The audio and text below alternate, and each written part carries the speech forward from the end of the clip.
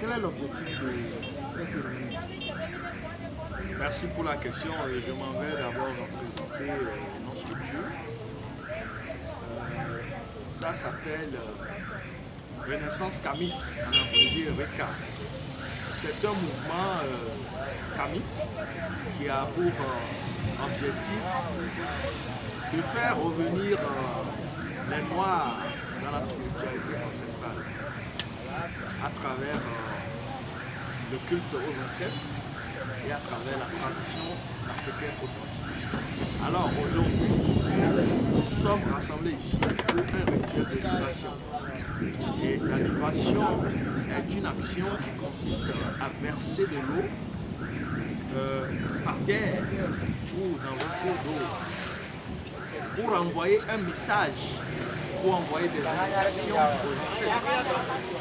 qui sont désincarnés et qui aujourd'hui deviennent une énergie fusionnée avec celle du créateur, de la créatrice,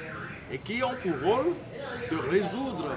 les problèmes sociaux, les problèmes anthropologiques des humains. Voilà l'objet de notre rencontre de ce matin. Baga, la demi-biolo.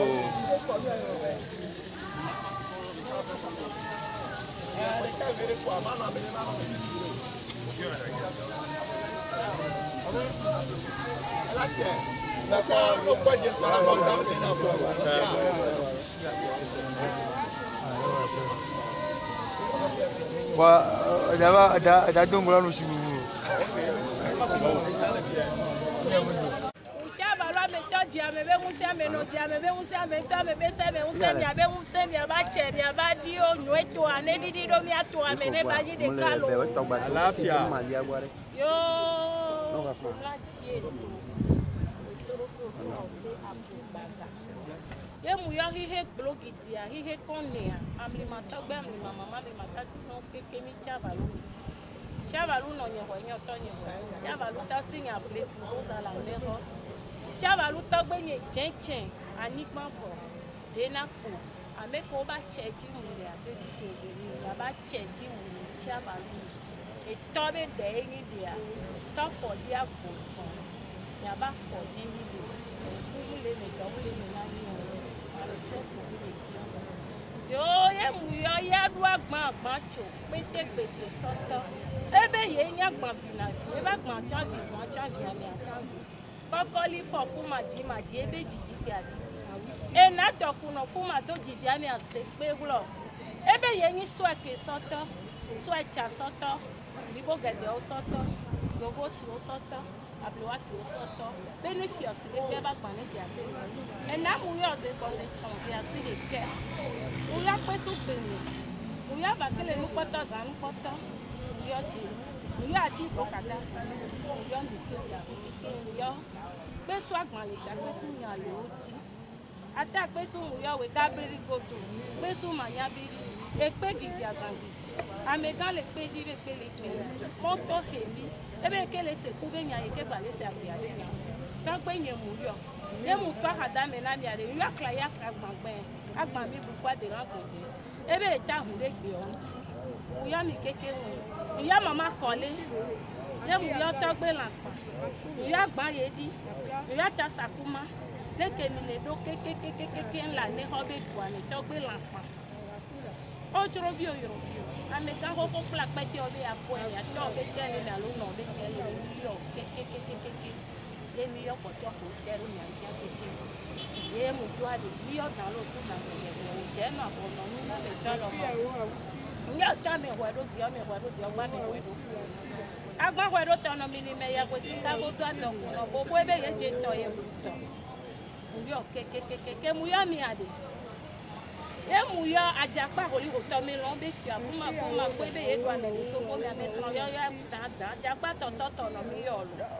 ajakpa vi o no mi yo lo yemi yo lisa gajiro lisa video ko no mi yo lo mi yo lisa vi o no le ke mi gbe le keke nu ngre na se onu ngre na du ese se ko le to ami akeke mi yo yemi ko da pu me lo mi yo pu ke ma mi yo da be da ko yo keke mi gbe bodo keke le funa ta de nsu mi yo to sisi vode mo no di lisi o ha o sente leke mi gbe bodo keke mo mi yo mi yo click on have longo po dagbaze agbe pebe ve ave gbacho mama nyaga mama kole to gbe de gbe agbaye bi ata sa ko leke mi la mi yo mi keke e vi mi nya ko mi le emi te popo tien la chelu emi gba nye popo tien la chelu to be afodi agbozona egro ave me la wa de o sota na ti so egro ati so la ve me o sota na ve o egro to me lo sota jo ne be egro mi ame be to mi so mi ame ta jo na mi lo mi oyo me mi le lo abuyo me kale lo wa bu ke le ka be amunye be mbu no lo ye mu le bio mu le yo to vode ke popo do fi no vode ke popo do fi aba ko me be nu sense keke ya mu ya so no keke ja so no ma gba mo no si ba gbo le fi ya da do na mo ya tu ku do na mi ya tu do na mi ya tu nya do na mi ya hu da gbe ba gbo na mi le ja si e do la je nu e fu e ku do mi la se le enyu e pe do la tu akona mi ati bi o le fun ni mi afun la mese e gro to mi la wa de o so ta do na ba no gba de me o so ta do na je gba ti so ta do na de gro to mi lo so ta do ne ba e gro mi ame pe so ka mi ti de ha keke l'Afrique ba ni pere pepe ji memu yo bo de be du me ke ame ibo de le fika le ibo de ba so pe le kwa ya keke mi o de ta e gbe to ta ti na be ti ni so mi ame ta le to na mu do ku di olo mu do to di olo don la me feji mo du mo gbaji adoma u mi bi la to gba ibi o keke mo ni na mi gbere o wa wala ba hole mi agbo e ko me ne do ati bi o le fon na mi ka me se ko me yo ame ko o de ma de le ti ele bi to do mu ko na o ame ko le moji o mu le fo o mte le kalon le ku tre bada egbe wa be tro wo ya pe ma ya ase ya me ko ku le pu agbona do le pu agbona mi aje no dagbo mi karo mi aji ye mi nya be mi lawe e to be nu ya ji ona e to be nu ya ji la ma so me e to be nu ya ji la e wa de awu ti lo to be nu ya ji ona e wa de ma so me lo wa ba wa de e to be nu ya ji la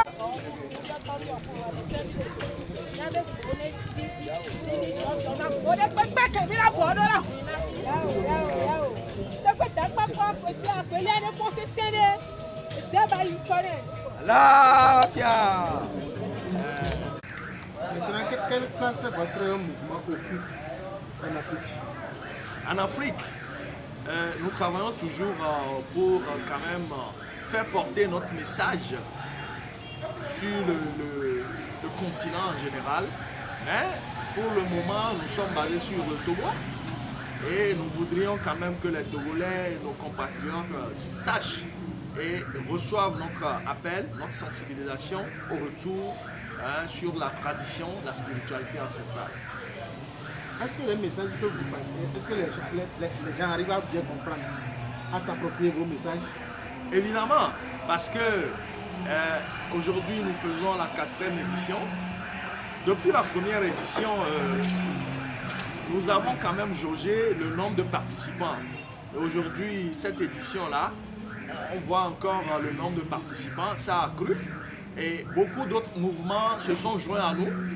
pour nous soutenir dans cette action-là. Alors nous pouvons dire que les gens nous suivent et les gens commencent à comprendre le message que nous véhiculons par rapport au retour à la tradition ancestrale. Est-ce que vous avez un message à l'endroit des Togolais ou bien de vos sympathisants? Oui, évidemment. En tant que leader ou en tant que responsable de RECA, Renaissance Kamit, j'invite tous les Noirs, quand je parle de Noirs, je parle des Africains ayant la peau noire. C'est-à-dire que nous sommes la base de la vie. C'est pas pour rien que les gens ont dit que l'Afrique est le berceau de l'humanité et que la vie a apparu dans le bassin du Congo. Mais force est de constater avec tristesse, avec amertume, que l'Afrique se retrouve en dernière position dans ce village planétaire. Alors, c'est parce qu'entre-temps, nous avons perdu notre identité, nous avons perdu nos traditions, nous avons perdu nos repères et nous avons suivi. C'est vrai qu'au départ, c'était par force, c'était par violence. On a tué, on a violencé nos ancêtres. Et aujourd'hui, nous avons le devoir de revenir à nous-mêmes, à notre identité intrinsèque. Alors, j'adresse un message de paix d'abord et ensuite de sensibilisation à mes frères, à mes soeurs africains, en partant par le Togo, et pour leur dire que, ben voilà, revenons à nous. C'est nous qui avions été leaders dans ce monde. Le berceau de l'humanité qui a donné la première grande civilisation du monde ne peut pas être à la traîne aujourd'hui, ne doit plus être la dernière dans cette course au développement humain. Alors, j'invite mes frères à revenir, à s'intéresser, écouter le message. Peut-être que l'histoire, les envahisseurs ont tronqué l'histoire et partout c'est eux qui gagnent, partout c'est eux qui sont les meilleurs, alors que c'est nous qui avions tout fait. Approchez-nous, demandez comment est-ce que les choses se sont passées et nous, dans toute humilité, nous allons vous faire découvrir la véritable histoire de l'Afrique noire. Les Kamiks, c'est quoi les Kamiks? Un Kamite, c'est un noir qui pratique la spiritualité de ses ancêtres, qui est basé sur le culte des ancêtres. C'est-à-dire que nous ne sommes pas que des passants. Nous suivons un cours et ce cours-là, c'est l'existence et c'est la réincarnation. Alors aujourd'hui, nous qui sommes ici, nous sommes nos ancêtres. Et les ancêtres sont nous, si vous permettez ce charabia. Alors, il faudrait que le lien soit encore tissé entre nous et nos ancêtres là, pour que le cycle de vie, le cycle africain, le cycle noir puisse être encore solide, pour qu'elle ne soit pas coupée, pour qu'on ne soit plus à la traîne. Alors, le Kamite, c'est lui, le noir là, ou autre couleur de peau, nous ne sommes pas racistes, mais qui pratique la spiritualité de ses ancêtres noirs.